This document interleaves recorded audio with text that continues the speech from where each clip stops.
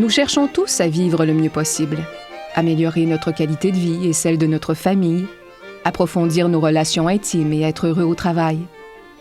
Nous essayons bien certaines voies, empruntons des sentiers plus ou moins balisés ou parcourons des chemins peu fréquentés, mais il nous manque souvent ce petit supplément d'âme qui nous permettrait de devenir chaque jour une meilleure personne.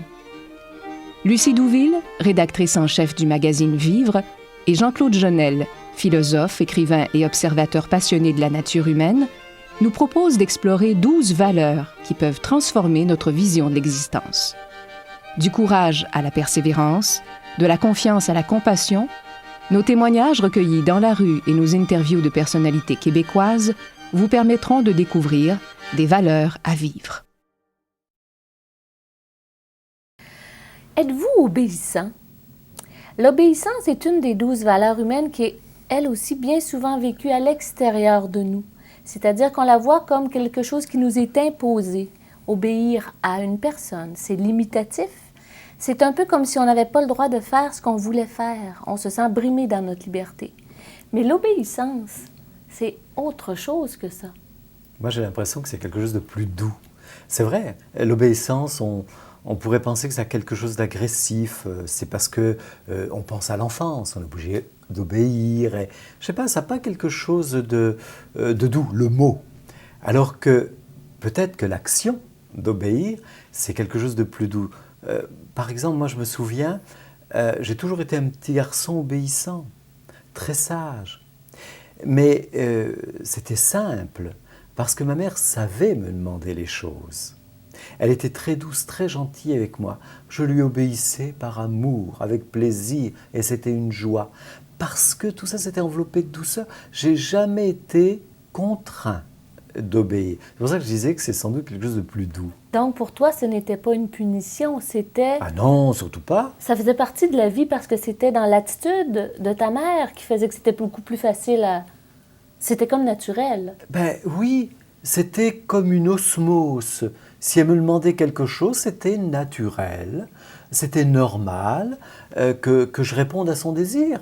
Elle m'aimait, je l'aimais, ça fait partie des règles de la vie que déjà, enfant, je pressentais en moi et dans l'autre. Donc toi, tu ne te sentais pas limité et c'était aussi fait dans le respect parce qu'on sait que l'obéissance, souvent les gens associent ça à non-respect. On ne me respecte pas parce qu'on me demande d'obéir à quelque chose que je ne veux pas obéir. Donc, on n'est pas venu me consulter avant et on me dit « fais ça, oui. Obéis-moi ».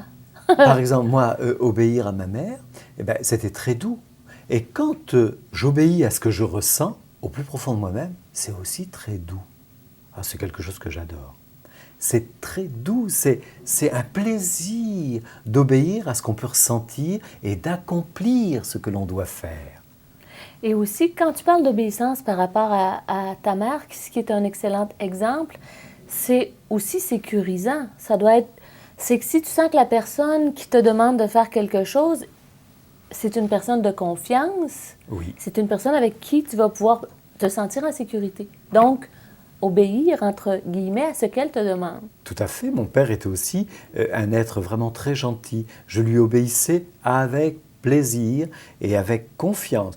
Mais quand ma sœur aînée me demandait quelque chose, ça, c'était vraiment... Il n'y avait rien à faire, elle n'obtenait rien. Hein? Est-ce que c'était dans la manière qu'elle te le demandait ou ce qu'elle te demandait? Bon, je crois que je n'avais pas envie. Je crois que là, la désobéissance, c'était une jouissance. Mais ça, c'est autre chose. Donc aujourd'hui, on va parler d'obéissance, bien entendu, avec les gens de la rue, pour aller voir qu'est-ce qu'eux ont vu de l'obéissance. Mais aussi, on a un invité spécial que tu vas nous présenter, notre invité obéissance. Oui, il s'agit de Rémi Tremblay, président-directeur général d'ADECO Canada. Et ce qui est intéressant, c'est qu'ils travaillent en placement au niveau des relations humaines, placement au niveau du travail, donc ils connaissent très bien ce que c'est que l'humain. Ouais. Donc, allons voir avant, dans la rue, ce que les gens pensent de l'obéissance. L'obéissance. Quant à moi, c'est pas toujours facile. Mais allons voir ce que vous en pensez. OK, yo? Si je vous dis le mot obéissance, à quoi est-ce que vous pensez? Obéissance, je penserais à l'éducation, aux enfants qui obéissent leurs parents au niveau de l'éducation et d'élever les enfants. À ce qu'on nous enseignait à l'école quand on était jeunes. D'obéir aux professeurs, d'obéir aux parents, d'obéir aux règles de la société. Ça me fait penser quand tes parents te demandent de quoi, il faut que tu obéisses, tu fais qu'est-ce qu'ils te demandent. Là. Obéissance? Oui. Jeunesse. Obéissance.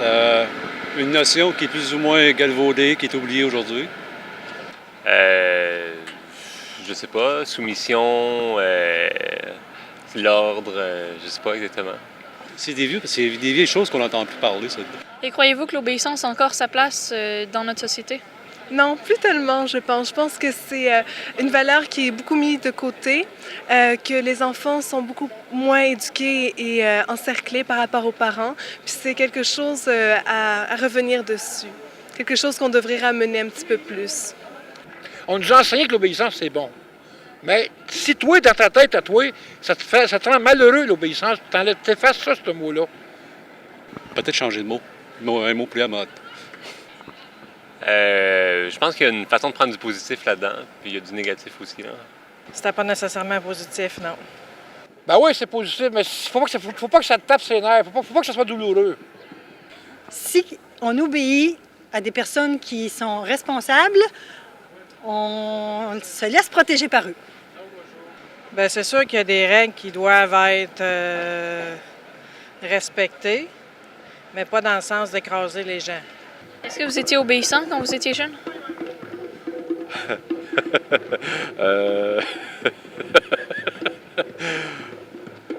Quand j'étais petite, non, pas vraiment, mais maintenant, oui, là, je comprends ça, je comprends. C'est une valeur très importante. Là. Assez, oui, mais j'étais aussi espiègle, étant donné que chaque enfant a son petit côté taquin et espiègle pour apprendre et grandir au niveau de la vie. Et est-ce que vous êtes encore obéissant aujourd'hui? Non. J'ai été trop obéissant quand j'étais jeune. Je pense que c'est plus, je dirais plus obéir plus avec le respect, mettons, que ce serait plus l'obéissance, plus respect maintenant. Je suis obéissante par rapport à moi-même, oui, par rapport à mes principes et mes valeurs. M'obéir à moi-même? Non, je suis assez désobéissant aujourd'hui. Des fois, il ne faut pas toujours que j'obéisse à moi-même. Parce que si j'obéissais à moi-même, je ne suis pas sûre que je ferais toujours les bonnes choses. Oui, c'est ça. Non, je croirais que je suis mon cœur. J'obéis à mon cœur, tout simplement. C'est ça qui est le plus important. J'essaie de m'obéir à moi-même, de me respecter, et dans l'obéissance, et en même temps aux autres aussi. À mes parents, à mes professeurs à l'école. À Dieu. À mes amis, des fois. Oui, je devrais l'être à mon mari. Peut-être que je suis obéissant vis-à-vis de mon chien. Disons, à celui qui m'aime. Pour l'harmonie, pour que les apprentissages aillent bien, un certain degré d'obéissance est important. On apprend toujours de tout, des petits symboles de la vie, et puis l'obéissance, c'est un cheminement pour la vie, pour apprendre, oui. C'est toujours intéressant de voir ce que les gens pensent des valeurs, entre autres l'obéissance. Et on voit que l'obéissance, pour plusieurs, rappelle l'enfance, la jeunesse. Obéir aux parents, obéir... Obéir à qui? À qui? C'est ça aussi, hein? Obéir à qui? À soi, aux autres. Finalement, c'est très mêlant. Hein? Quand on y réfléchit bien, on ne sait pas trop où on en est. Obéir à ce que l'on est. C'est vers ça qu'on voudrait aller. Seulement, il y a le passage de l'enfance. Et évidemment, on doit obéir aux grandes personnes, aux parents. C'est curieux, comme on ressent bien que ça peut être quelque chose de traumatisant. Hein, l'obéissance, c'est aux parents, c'est quelque chose qui nous poursuit. On l'a entendu, hein, c'est tout de suite à obéir, les parents. Les enfants, enfants, parents, on retrouve toujours ça. On peut avoir l'impression, puis ça se ressent dans ce qui est dit, que obéir, c'est se laisser posséder. Et c'est désagréable ce sentiment-là. Oui. Hein? Alors que tout à l'heure on le disait bien, ça peut être aussi un moment de douceur et de partage. Et c'est pour ça qu'en réaction, souvent, les gens nous répondaient « Avant, j'obéissais aux autres, maintenant, j'obéis à moi-même. » Oui. Et ça, c'est fort intéressant parce que là, l'obéissance n'est plus quelque chose qui m'est imposé, mais quelque chose moi que j'utilise. Obéir à qui? Sinon à soi, à ce que l'on est. Nous qui portons la vie. C'est ça qui est important. On porte la vie parce que ce qu'on est en soi et ce qu'on manifeste dans la vie de tous les jours, c'est ce que l'on est. Obéir à cette puissance-là peut bien modifier les choses. Oui, il y a des gens qui nous disaient avant j'obéissais, mais l'obéissance était reliée à discipline, structure, autorité, non-respect. Et maintenant, ils disaient qu'ils acceptent d'obéir seulement si le respect est de la partie. Oui, il y a même une personne qui parle de obéissance. Pour elle, c'est aussi une force d'action. Cette force d'action, on retrouve bien le moyen de faire les choses que l'on ressent et qu'on a besoin de faire. Parce que quand on obéit à soi, c'est qu'on a besoin d'accomplir. On a besoin de faire. Un commentaire, moi, qui m'a fait réfléchir aussi, c'est que la personne disait « Avant, j'obéissais, et maintenant, c'est plus de l'obéissance. Les gens sont plus portés vers le défi. » Un peu comme si, lorsqu'on est jeune, on obéit aveuglément, sans trop réfléchir, parce qu'on n'a pas l'impression qu'on a un pouvoir. Donc, on ignore des parties de nous. Et pour aller rencontrer ces parties de nous-là, maintenant, on fait du défi. On défie l'autorité, on défie tout ce qui nous demande d'être autrement que ce qu'on est. La vie est un défi. La vie est un défi. C'est ça, on est toujours obligé de se dépasser. En ce qui concerne l'obéissance, c'est un bon moyen de se dépasser. Parce que ça nous porte quand même à aller de l'avant.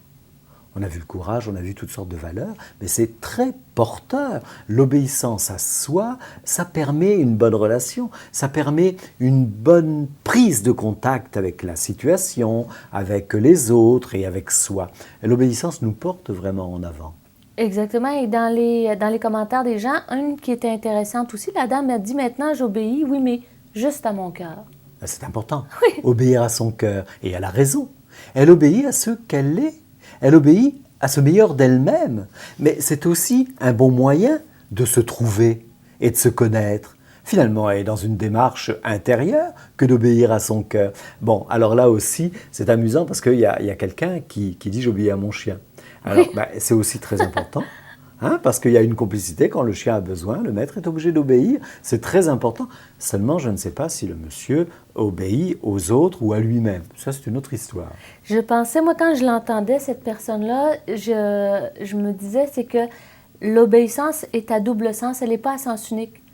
Le chien obéit au maître et le maître obéit au chien et tout doit se faire dans l'amour et dans le respect. Et puis, on a eu aussi la personne qui dit « Avant, j'obéissais aux autres. Et puis maintenant, j'obéis beaucoup à moi. » Ça, c'est important. Elle explique son évolution. Avant, j'obéissais aux autres, à la vie aussi, parce que tout ça, c'est un tout. Et puis maintenant, non, j'obéis à moi.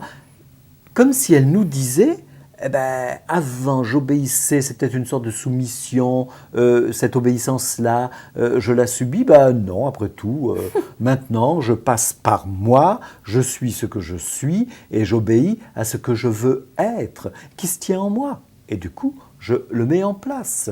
Et c'est une bonne formule aussi. Une autre bonne formule, c'était la personne qui disait qu'il se servait de la désobéissance, de l'espièglerie, pour aller expérimenter la vie. Ah, ça, l'espièglerie, c'est charmant. Oui, on imagine bien cette personne désobéissante au possible avec les parents, mais espiègle, curieuse, voulant vérifier par elle-même l'aventure de sa vie, ce que les autres peuvent lui apporter. Mais finalement, là encore, on retrouve un excellent cas d'obéissance à soi. Obéir à cette vie intérieure qu'a besoin de savoir comment vivent les autres, qu'a besoin de savoir comment la vie s'engendre, qu'est-ce qui se passe. Obéir à cette espièglerie, à cette curiosité, c'est aussi très important quand même. Ah oui. Et on associait l'obéissance aux valeurs. Une personne nous a dit Quand j'étais jeune, j'étais obéissante. Ensuite, je suis devenue désobéissante parce qu'elle avait oublié les valeurs que les parents lui avaient inculquées. Oublier. Alors, on ne sait pas ce qui peut se passer, hein, évidemment, mais oublier, c'est une notion d'endormissement. Endormir ses valeurs. Obéir au réveil. Et stimuler tout ça, là, pour que d'un seul coup, il y ait une explosion de valeurs et de bien-être dans la vie. Oui. Et c'est ça aussi.